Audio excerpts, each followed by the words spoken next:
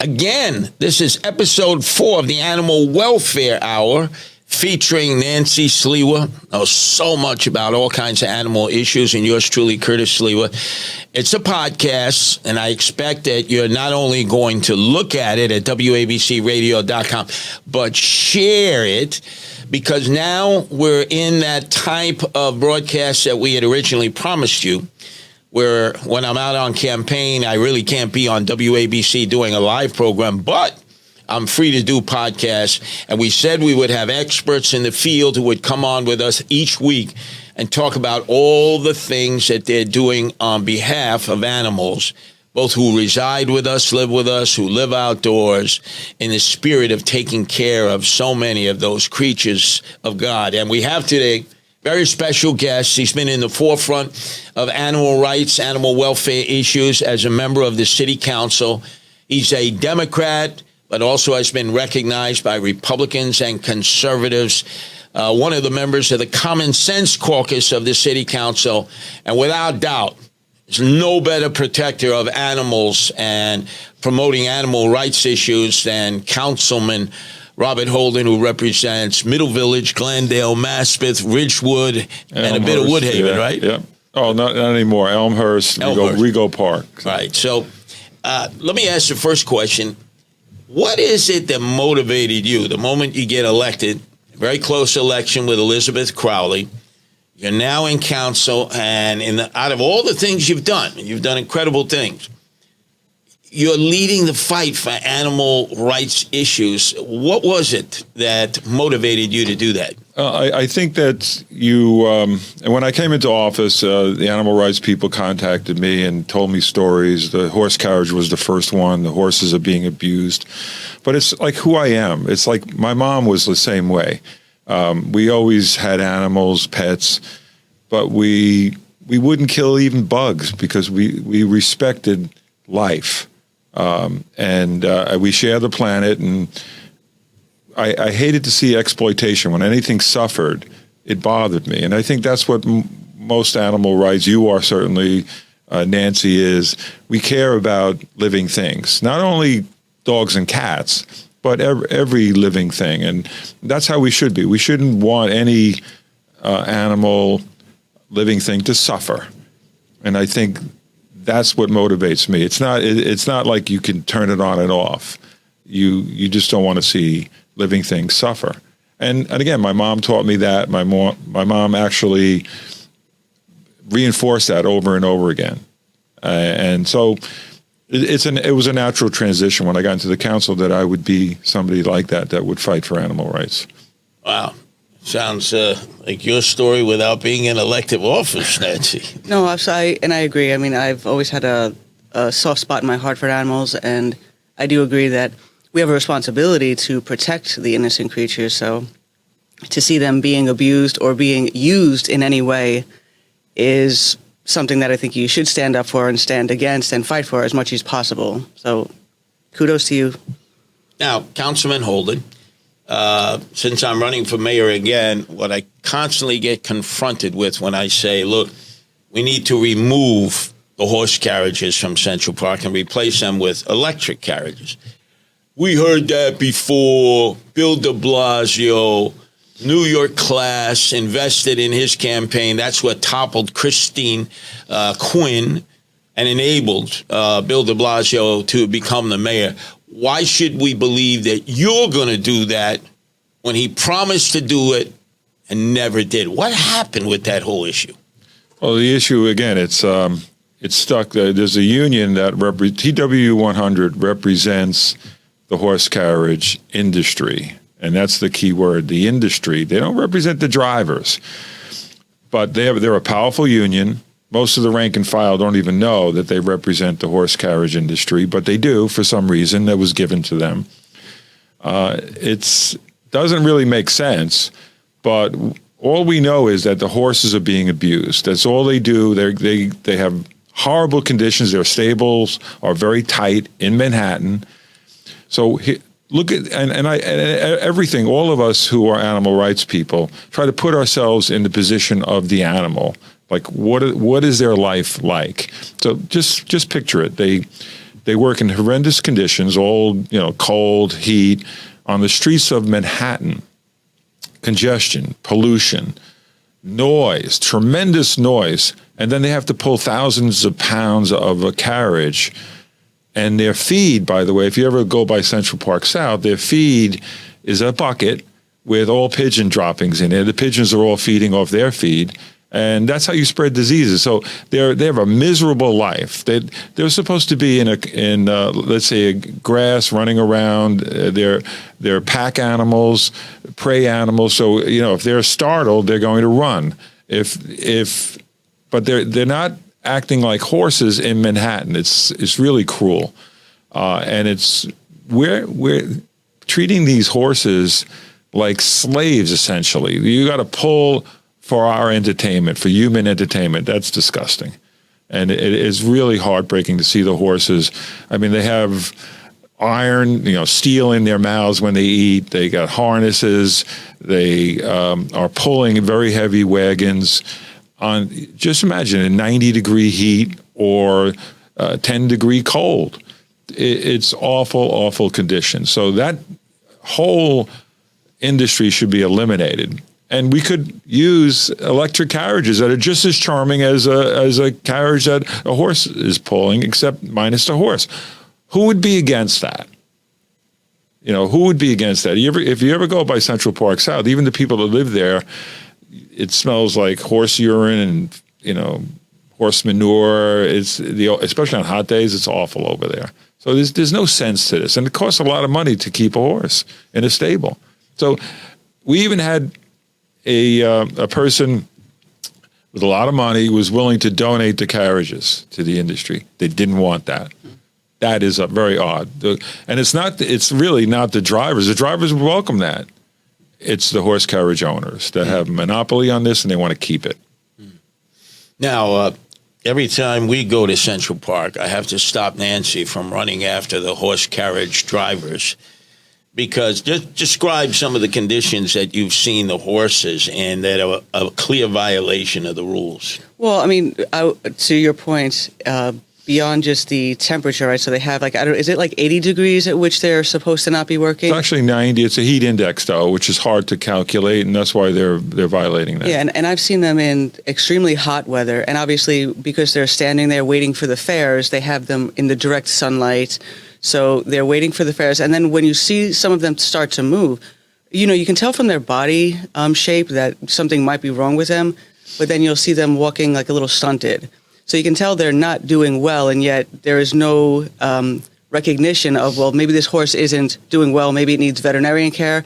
It just continues to work. So that's the part that really gets me more than anything, seeing one that's head's hanging down, walking slowly, looking as though there are things wrong with them, and they just continue to work them. So that's how that really boils me when I see things like that. And then the people who are riding them, it boggles my mind that someone would see that and say, oh, let me go ride on that horse, and this horse is just really having this horrible time. So, yeah, all around, I don't understand why people would be drawn to want to even go on the horse carriage in the first place. Right, and that's true. But again, they don't have a voice, the horses. They can't say that they don't feel well. They can't say that their hoof hurts or their leg is they have arthritis. And by the way, the industry's been caught lying about the horse's age, and there's a current trial. Our friend D.A. Bragg at least is prosecuting one of the drivers. This driver, Ian McKeever, was a leader in the industry for years. He was actually president of the Drivers Association. So he was caught cheating. So that tells you about the industry. Mm-hmm. It's really, again, they abuse these horses, period. Even just look at where the stables are. It's just an awful situation, and it should be eliminated. That was the horse rider, I think, who passed out down in the sweltering heat after being whipped, and then the carriage drivers trying to push him up. People were screaming at him. They're buying ice and putting it on Ryder. Then apparently they shipped him away. They claimed to a sanctuary upstate, and within days he was dead. Right. And it turned out he was 10 years older.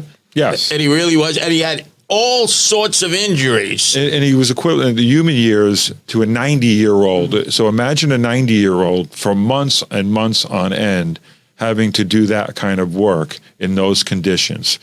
It is torture. And anybody that, takes these rides is complicit in this whole thing. Don't go on these rides. You don't need to do this for 10 or 15 or 20 minutes of some kind of memory that you're going to have. You could easily do it in a horseless electric carriage. So Bill de Blasio did not deliver on his promise, and it was left to the city council. And one generally thinks if you're liberal, progressive, you're going to be sensitive to the animal needs. But I've seen you as you've lobbied your colleagues, both on the right, the left, and in the middle. A lot of your colleagues, they won't budge on this issue. Why do you think that is? It's a humanitarian issue. Third world countries now have electric carriages. Monterrey, Mexico. Bombay, India. Santo Domingo, the Dominican Republic. They don't have the horse-drawn carriages anymore for the tourists. Yeah, Montreal, eliminated the whole industry. They don't have anything. But again, it's because of the union. They won't give, and I've spoken to council members, I want to be on your bill. I do feel for the horses, but I don't want to lose the union support because I have to get reelected. This is the kind of people you have in the city council. Nobody, again, they think about their own predicament. They don't think about animals. They don't think about safety. They don't think about anything else but getting reelected. And that's the disgraceful thing, and that's why I'm so down. I didn't have a good opinion of elected officials, but when I came into the council, I found myself like a fish out of water. I didn't like, because I could see that people didn't care. The council members didn't care. I would tell them about something and they'd be passionate about it, and you could see in their eyes that they didn't care one iota about what you were saying. It wasn't what was right or wrong. It was about how could they be affected by this. And if it was like a 1 out of 100 chance that the union would pull their support for that person, they wouldn't take it. They wouldn't even take it. That's the disgusting thing about the New York City Council. Again, people should vote based on what they feel is right or wrong, not what some special interests do. I remember Councilman Holden doing a radio show at AM 970, The Answer, when I was in exile for 4 years in the afternoon. Bill de Blasio was running in the Democratic primary, came on with me and attorney Jeffrey Lichtman, and Lichtman, real animal lover. And Bill was saying, day one, executive order, we will end the horse-drawn carriages. The only time he was on time for any appointment was the next day. Jeffrey Lichtman said, I'll give a donation to you for that. He maxed out.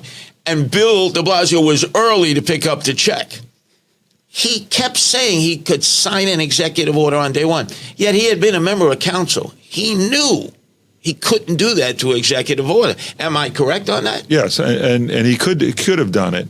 But here's what they tried to do because I served under de Blasio in the city council. So actually we were contacted by his office saying, Councilman, you still want to do this bill? I said, yeah, of course. Oh, yeah, the mayor's going to back you. So I went around trying to get support, getting council members to sign on, did a lot of work. And then the 11th hour, just a few months before the end of his term, he pulled the rug out and said, we're backing off. The union got to them. And that's what controls everything. And it's really, again, the union rank and file, if you talk to an MTA worker, they don't care about we representing the horse carriage industry. They don't care about that. But the mayor got cold feet. It's not surprising de Blasio did that because that's the kind of person he is. He doesn't really care about anything. He cares about how do I advance my career? A lot of people got suckered by him. Now, Nancy, have you ever been to a rodeo? Thankfully, no. Right, have you ever watched a rodeo on TV? I have.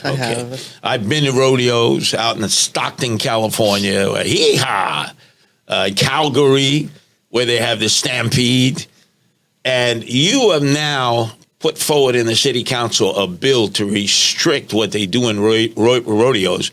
Can you explain that? Because that's like part of Americana. You know, you go out there, you're the cowboy or the cowgirl, and you're going to rope those calves, and you're going to bulldog those bulls, and all that stuff that we were brought up on. So I did visit several rodeos in Dallas, Texas, and years ago, and it was probably late in the 80s and 90s. And I couldn't believe it. It was like something out of the Roman Colosseum. It was, it was a photojournalist assignment I had. I was doing a series on Americana. And so I said, what's a place I should visit in Texas? And so I went down, and I couldn't believe it. They had little kids cheering on, bull riding. But you have to look behind the scenes, what they do to the bulls to get them to buck and the horses to buck. They torture them. They torture them. They shock them, electronically.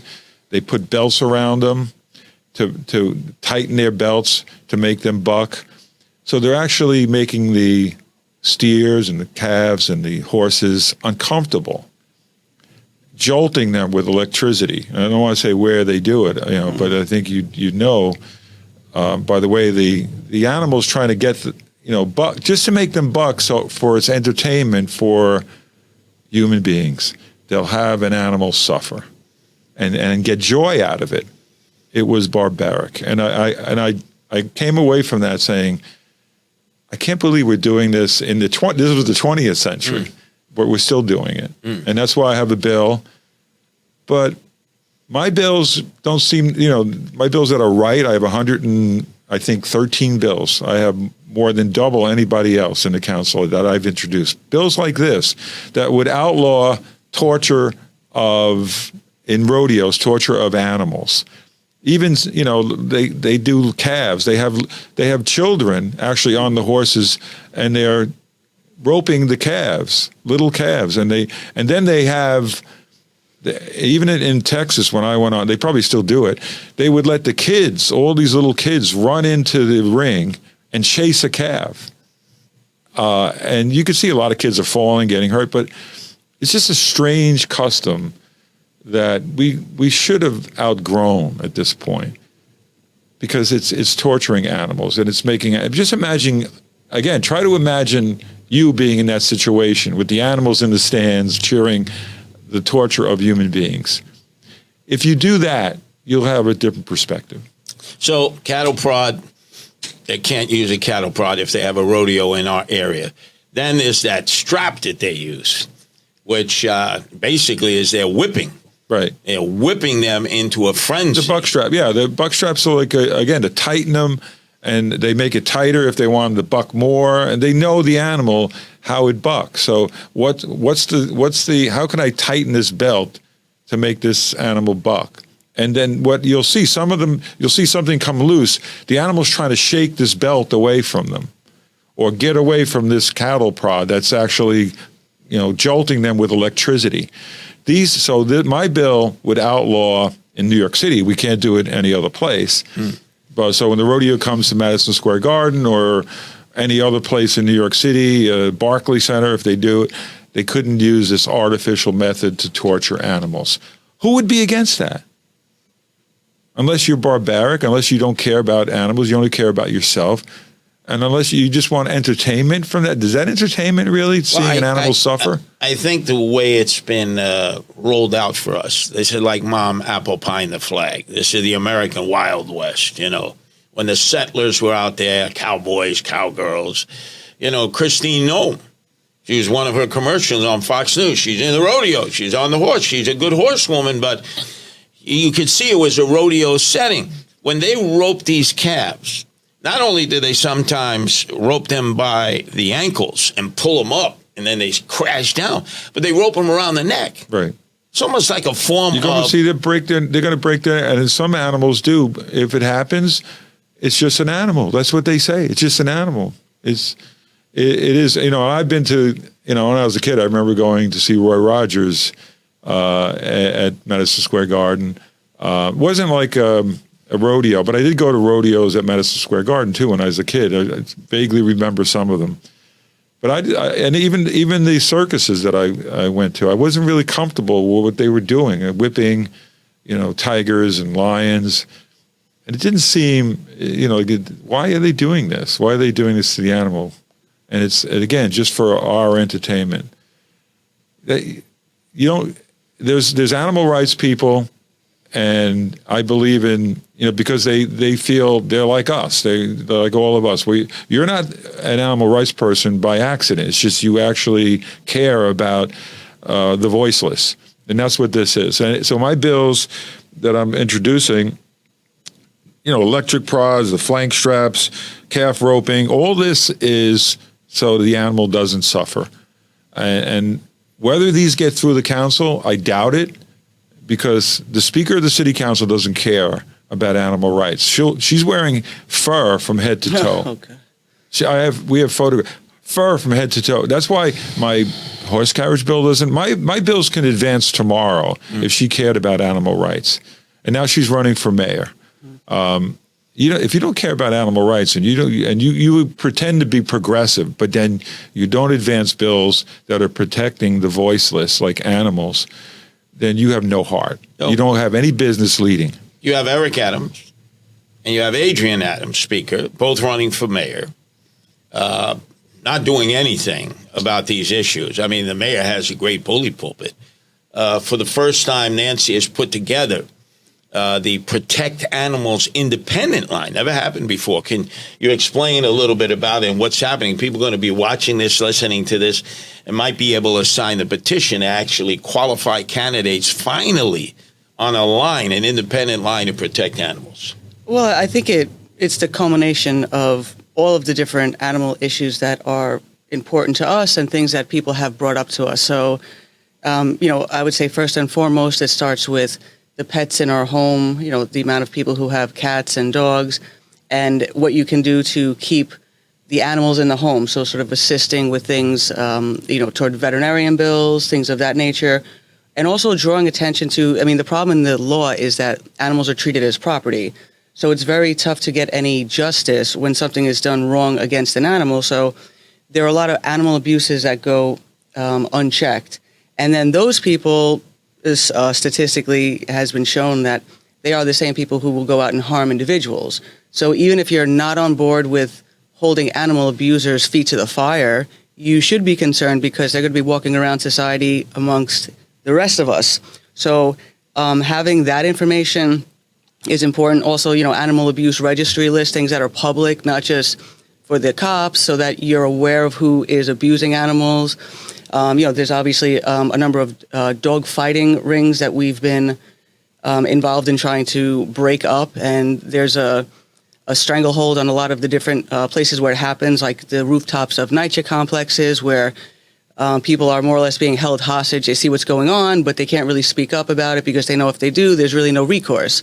So I think a lot of it starts with keeping under a singular umbrella everything that has to do with animal abuse issues and really taking it seriously, because I know there is an animal welfare agency, but as much as that, like when we were going to the public meetings where people were able to speak openly about what issues mattered to them, all across the board, I noticed that animals was the number one issue. So then I think as a result of that, that was put on the ballot where people got to vote on, and then this thing came into existence, except again, it's a toothless tiger, right? There's nothing being done. It's not staffed. Again, there's no recourse. Protection of the animals who are outdoors, the cat feral colonies, that's something that's near and dear to me because I'm intimately associated with that. And you have probably one of the biggest groups of volunteers who are dedicating their time and money to help all of these outdoor animals. And the one missing piece really is the city engagement and the city involvement, because when you're caring for these animals, if anything ever comes up, because more or less they're trespassers everywhere they exist, there's very little recourse. So if someone decides, well, I don't want them here anymore and I want to get rid of them, where do you go? I mean, you would hope that you can go to a city agency and say, look, this is what they do, this is why they're here, this is why they serve a purpose. And then obviously also the animal, the center, all the city shelters, which are just horrifically run, the management company, Animal Care and Control. So really revisiting that first and foremost, because when you have in charge of the shelter system, a management company that has such a dismal record, and then you're overlooking all of the people who are running more successful operations, nonprofits, organizations. Those people should really be at the forefront of leading the charge to try and save these cities' animals. So, I mean, once they go in there, sadly, many of them never get out. So, I mean, it's a whole host of issues, and I think it also creates a potential for people to, bring their issues to the forefront. We've met people too who have, when they want to bring their dogs to the park, and it's like, well, you can't have the dogs the same place where the kids are, so it's like, who do I leave home? I mean, there's just a lot of practical issues that are separating people from their animals and standing up for their animals. What if I move into a building, an apartment, the landlord has no pets policy? I mean, there's a lot of places where the city can really help and be proactive and set the standard, and they're missing the boat on that. Well, one of the people running to replace you because you're term limited, Robert Holden, is also running on the Protect Animals Independence line. Can you tell us a little bit about your staff member, Alicia? Yeah, and Alicia Unis has been my deputy chief of staff since she helped me get elected. She ran my campaign. We didn't hire anyone. I didn't have to hire anybody. She volunteered to run my campaign in the community. So I'm probably the only council member that didn't hire a consultant ever. And so I'm like this, very, very, odd person in the council that I run my own campaigns, or at least I have volunteers to do it like Alicia. And I wouldn't be sitting as a council member for almost 8 years now without Alicia Unis. She knows how to get around city government. She's an animal rights person because we've had animals in my office. We had a cat when I first got elected, and we adopted him from ACC because he was the last cat when we had an adoption. And they left him there because he's a little cross-eyed. It was named Rocky, and then Rocky became this social media, very popular on social media. He had more Twitter following than I had. But anyway, Alicia's done that. Alicia buys, and I had to stop her all the time. She's always paying for, because we can't order through the city council. They won't allow us to use our office resources for cat food or dog food or anything else. So she buys cat litter. And I have to stop her. I said, look, let me do it once, we'll alternate. But she said, no, she loves our animals. So she's perfect. But she knows city government in and out. She knows, and she'll talk to commissioners and get them, she'll drive home a point. She'll get up at 6 o'clock in the morning to go to meet with a parent before school because the special needs kid is being neglected by the school or the Department of Education. So an amazing person that's dedicated her life to public service. So to fill my shoes, she's the natural, I think, and she has all the qualities, even probably more patience than I have. So I would say she's an improvement over me. She'll be great. But we're hoping that animal rights, that all the people that care about animal rights will cross party lines, not vote for Republican, Democrat, vote for animal rights people. Because, Nancy, you've dedicated your life to dogs and cats and animals.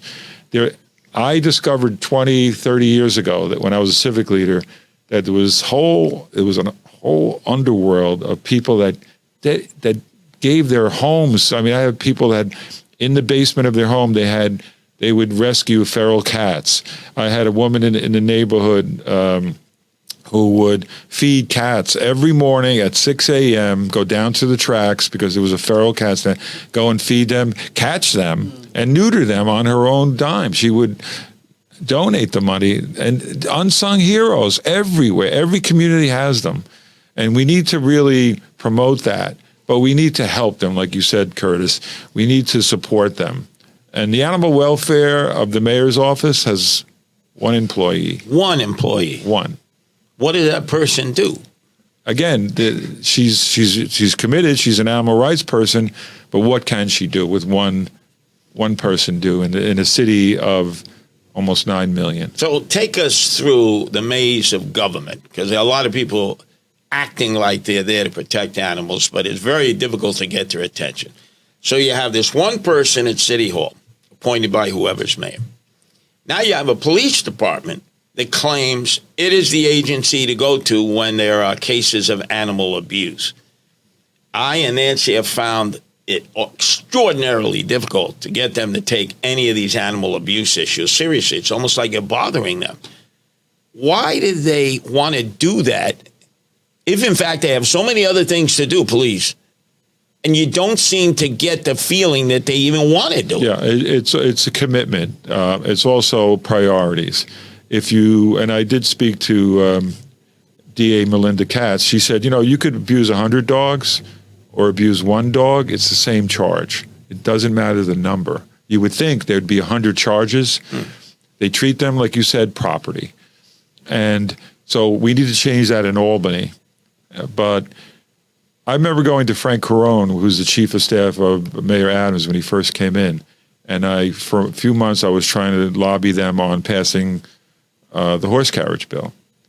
And I went to Frank, again, it was probably 6 months, 8 months in, and I said, I went up to him and I said, so where does the horse carriage bill stand in the Mayor Adams agenda? And he goes, not even on our radar. Wow. And it was blunt, and I just felt, well, I can't do it here. Maybe I can do it in the council. And I tried lobbying the council, and I got pushback from Adrienne Adams. Don't have these animal rights people contact me.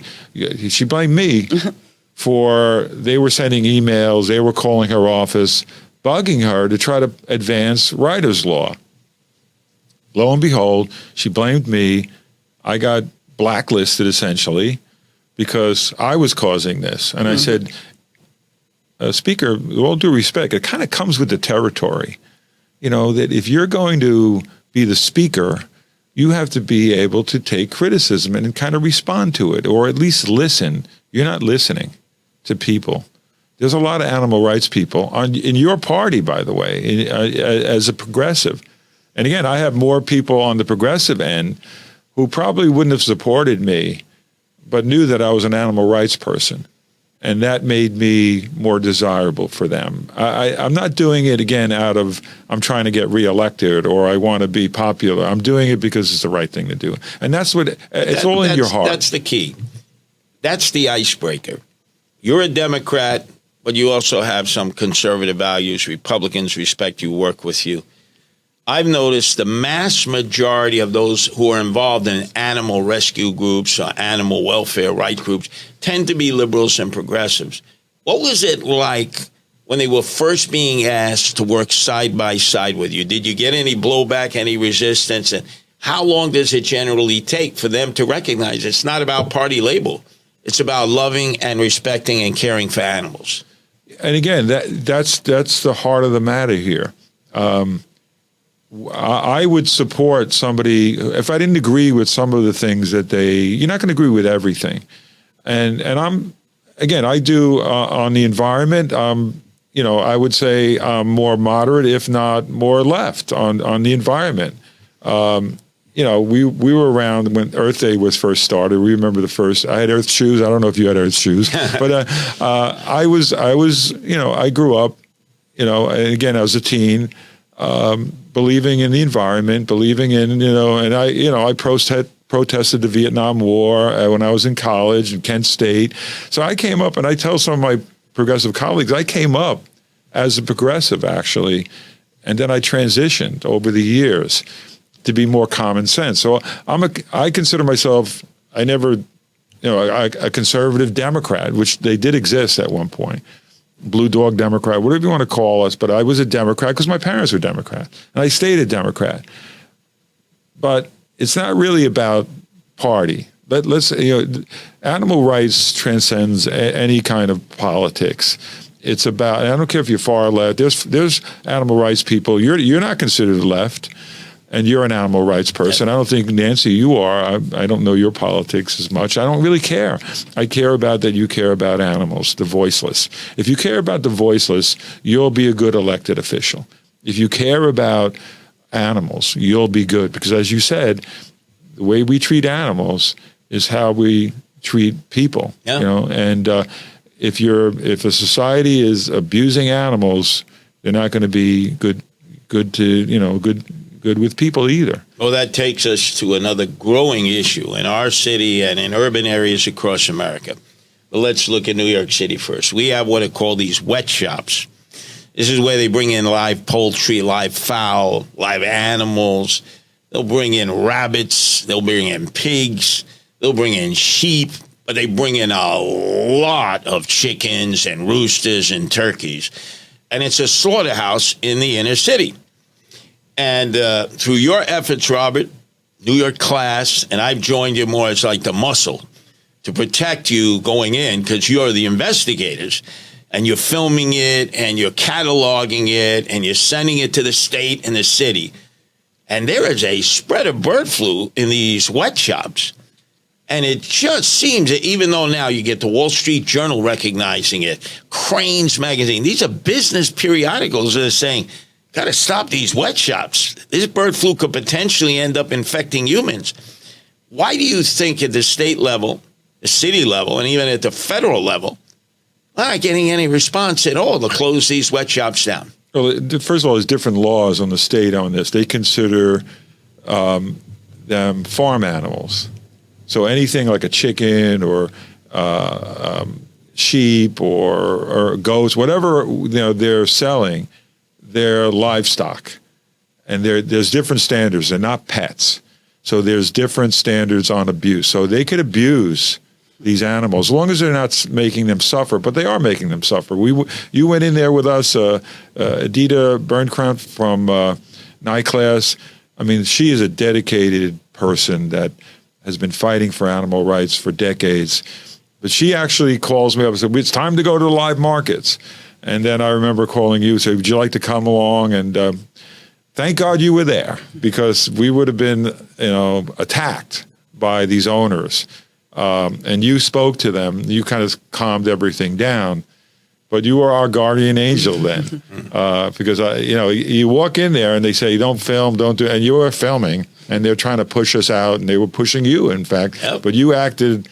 I was the blocker. You were the blocker. You were the wall, and I mean, I thought they were going to take a poke at you, but they're abusing chickens. All livestock. And then when I called the State Department of Agriculture, they said, well, and they explained the difference. They said they would go and investigate, and they did. They were cited, and they did discover bird flu at the ones that we visited, but they won't tell you where the bird flu outbreak is happening. Why? Because they don't want to scare people. But wouldn't you want to know if the bird flu is in the area where you bought a chicken? But the way they treat if you look, you saw it, they just grab them by the neck. They just throw them around. And these chickens are stuffed in filthy conditions. It's cold. It must have been like, in most of these, we went in January and it was freezing out. It was like 10 degrees, 15 degrees. It's freezing in there. They don't care. These live markets are barbaric. They don't belong in an urban environment. We shouldn't treat our food like that. We're going to, it's bad enough that we have to destroy these animals, these beautiful animals, for food, but yet we make them suffer. Yep. And we make them suffer in horrendous conditions. And to see these animals, your heart breaks. So my daughter is an animal rights person too. She won't harm a fly even. And I tried to send her. She's a vegan, by the way. Been that way for 20 years. I tried to send her the video of that we took. She wouldn't look at it. She goes, don't send me these anymore. I don't want to see this. And thank God she's like that, because she's a good human being. But this is who we are as animal rights people. And Nancy, I don't think you could take going into these live markets. I don't think you would survive what you wouldn't, you probably, I guess you're a vegan or a vegetarian somewhat, yeah. but. And I definitely would, I think the anger would just overtake me. I don't think that humans have the right to inflict this type of harm. So to allow it to go, I mean, yeah, no, you're right. I would have trouble going in there. Absolutely. It's funny. Curtis was stronger than me on that one, because you saw me walking out a bunch of times. I just couldn't take it. Your heart breaks. It's awful. I used to live in Sunset Park for a while, and they had a number of the live markets there. And then on 8th Avenue, they have not quite the live markets, but equivalent. So it's, just the way that animals are stockpiled and this idea that, it's fresher because you're going to slaughter them right here. It's atrocious when you see the condition they're in. Like, so again, even if it was not from an animal rights perspective, from a health perspective, you can't possibly think that these animals are healthy for consumption. But I didn't know, I'm not an expert on chickens. Yeah. But one of my colleagues, chief of staff, has chickens in her backyard in Queens. Yeah. And she gets fresh eggs. Yeah. And she showed me her chickens. Yeah. They were like 3 times the size of these chickens. Yeah. They were full. They were healthy. She says, we have them grazed in the back. We have a set aside. I couldn't believe the difference because we had just come from the live markets when she showed me video of these. What a difference. The chickens that we saw at the live markets or the wet markets were scrawny. They had very little. They had bald spots. They had open sores. They were bleeding. And it's night and day between healthy chickens and the ones that are grown on these probably chicken farms and never see the light of day.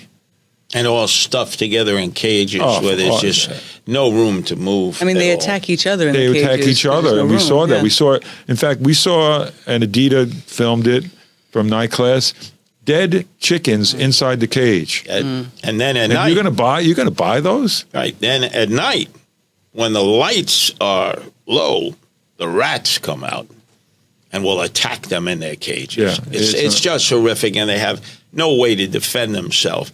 So what can be done? Because clearly this mayor, Eric Adams, does not want to do anything, his health department. Kathy Hochul closed down the wet markets for 5 days, said, you got to deep clean. They opened back up, business as usual. It's spreading now. What needs to be done in order so that this bird flu, which is now almost metastasizing to the point where it can be spread to humans, and then another lockdown, another pandemic, and another series of mandates. What is it we have to do to the general public to wake them up on this? Elect a mayor who's an animal rights person, meaning you. Yeah. It's our only hope. If you don't get elected and we get somebody else in there, like an Andrew Cuomo, or I don't even want to think about the alternatives to that even. But he's not going to care about animal rights. He didn't as governor. Kathy Hochul doesn't care. She shut down the market for a week to think, somehow the bird flu is going to go away, and it really got worse, didn't it? So, and there was nothing done. The places we went in before the bird flu was where they were shut down. We went in, and afterwards there was no difference in these wet markets or live markets. But we have to elect somebody that has a heart, like you. And that's why, if you may not agree, some people may think you're too conservative, or you're too pro-police, or you're too pro-public safety. You're pro-animal. You're pro-animal rights, and you would be pro-human being then, I see it. You'd care. It's not a job for you that just you're going to try to look for higher office. You're going to try to fix New York City. And the animal rights, if you don't agree with Curtis on the issues, overlook those, because he will do the right thing and you will do the right thing. That's why I support you. That's why I don't care what party you're from. Yep. You're an animal rights person. Well, the last thing we'll touch on is that for the first time in my lifetime, animal issues became part of the national campaign for the presidency. And towards the end, everyone was fixated on Peanut the squirrel and his friend Freddy the raccoon. That's true. Can you describe, Nancy, what transpired from our governor, who to this day was wrong about everything involving that and will not return the body of the squirrel or the body of the raccoon to the people who rescued them, kept them out of harm's way, raised them, and just acts like, well, like you said, in the state of New York, They are determined to be property. They have no rights. They have no feelings. They're basically their property. We'll do whatever the hell we want to do with them, and we're not going to return their bodies, even though it was proven they didn't have rabies, right? Wasn't that the whole reason for taking them? Yeah, I mean, supposedly it came from there being a number of complaints about these animals being there. And I think the way the law is written, that if you have certain animals, you have to be considered like a wildlife rehabilitator and have the sort of elements of being able to do that. So by virtue of that, they conducted this tremendous raid on this couple's house, who were doing nothing more than really just caring for these animals who otherwise would have, suffered in the outside, because they didn't have that sort of normal network of outdoor animals. So when they came in, they did a big search of the place. They wound up taking these animals with them. Now, again, the rabies fear, which is something that is really overblown, I think, in New York State, and saying that, well, the potential to have rabies, unfortunately, the only way you can test for it is to kill the animal.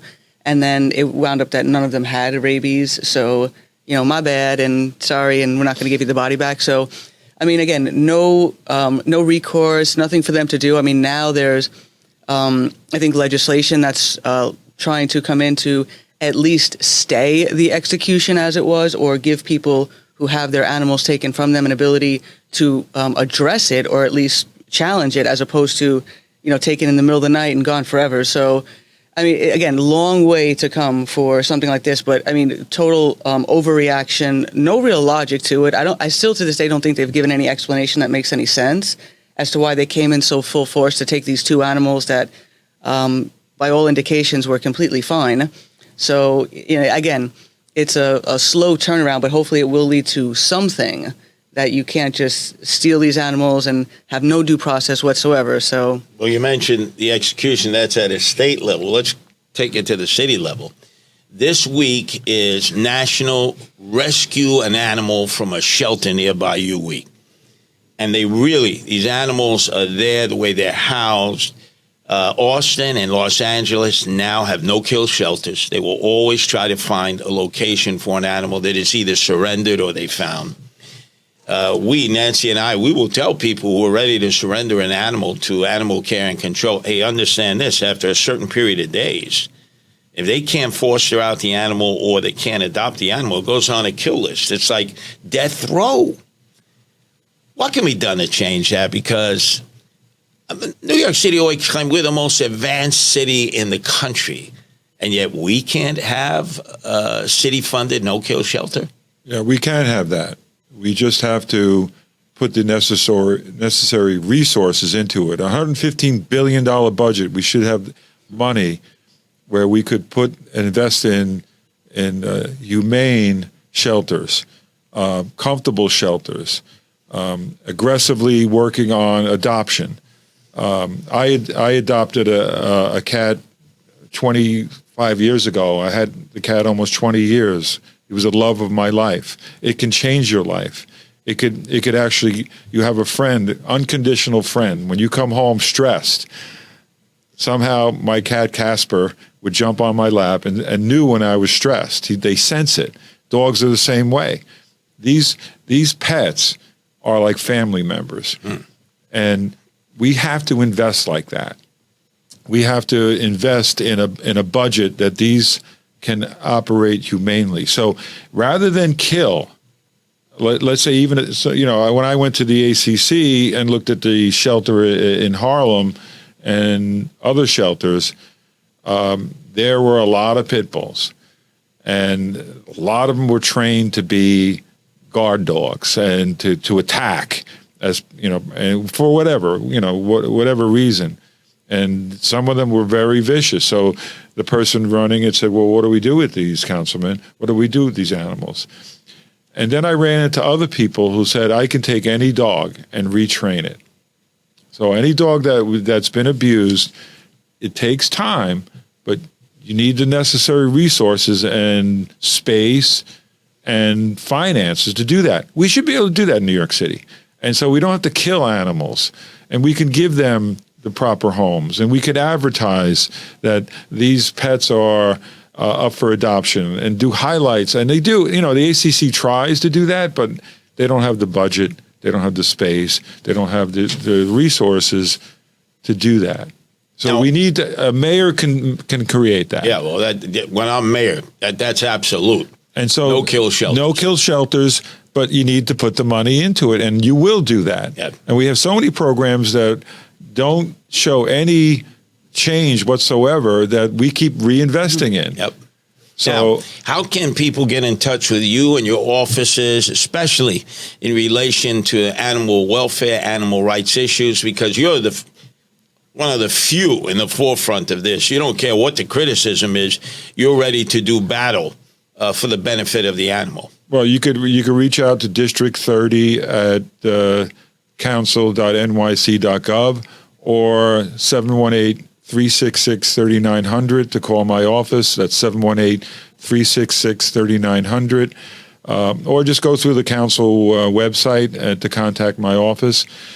But I care about animal issues. I care about turning around the city. And I care about issues that are important to all New Yorkers, not only my constituents. But again, it's about common sense. And it's about supporting people like Nancy, who's out there every day. I mean, how many cats do you have? How many? Well, we have 6 now. You'd have 600 if you could, if you had the space. If I had the space, yeah, sure. I have 2 cats in my office, and people like going to work. These cats play, they jump on your desk. Yes, sometimes they get onto your computer keys, but we have to solve that. We're going to make a little perch by each computer that the cats can sit there and not go on your computer keys. Oversee. No, but they're the. My wife is not an animal lover as I am, but that's the way I got around it. I said I want to be around cats. I would, get a dog if I could. We tried to get a rabbit, but the rabbits might chew our computer cords or something that we're saying. But I would love as many animals as I could. So I have a big office, and you have 6 cats, but like I said, you'd have more if you could, because and I remember you describing on the radio many times different personalities of each. Completely unique personalities. The way they interact with one another, interact not just with Nancy and myself, but other humans. It's incredible. So I just want to point out that this is how we're moving with our animal welfare podcast. You get it at WABCradio.com. Don't just watch it yourself, share it. This has been dedicated to the work, all the animal welfare work that Robert Holden has done before he was a council person. For the 8 years he served in council, his term limited out. That's bad. But then again, his possible replacement, again, her name? Again, Alicia Unis. Right. Please vote for her. Carrying that, running on the Protect Animals line that I'm running on also. So spread this word. It can be done. It can be done. There are officials in government who do dare to care and believe that animal rights are equal to human rights, as I know Nancy has dedicated her life, Robert Holden has. And obviously, I've gotten more on board as the years have progressed in my life. So that's what this show is dedicated to. And in future weeks, we're going to have other animal rights groups represented, because they need to get a showcase, because a lot of them are volunteers.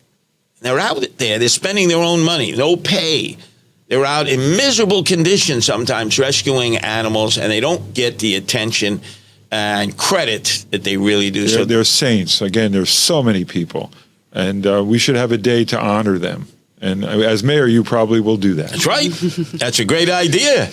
Just have a day of honor for all of the volunteers out there, of which there are tens of thousands. Unsung heroes. Right. And we have heroes in our midst everywhere. And again, because they care about animals. Right. So if you're interested in any other information about Nancy's animal welfare program and the Guardian Angels, it's part of the effort. Go to guardianangels.org. That's guardianangels.org. Hit the tab. It says animal welfare, and you can see all the great work that Nancy and her volunteers do. Because as Robert Holden had mentioned, Mahatma Gandhi said, a society that does not take care of its animals does not take care of its people. Look at all the homeless and emotionally disturbed people that we allow to live in subways, streets, and parks. So what he has said has come true, full circle, and we need to end that here in New York City because, as far as I'm concerned, pets and animals are people too. Right. Pets and animals are people too. So thanks for joining us today, Robert. My pleasure. It was a great time. And continue on with your great animal welfare work. And we have got to get rid of those horse-drawn carriages. If it's the last thing we do, because there are a lot of people who've dedicated their life to making sure that in the future we have electric carriages like the rest of the world. First world countries now do that. Third world countries do it. But New York City stubbornly says no. Right. Shame on us. Shame on us. Thanks for joining us today. Thank you. Thanks so much. Thanks, Bob.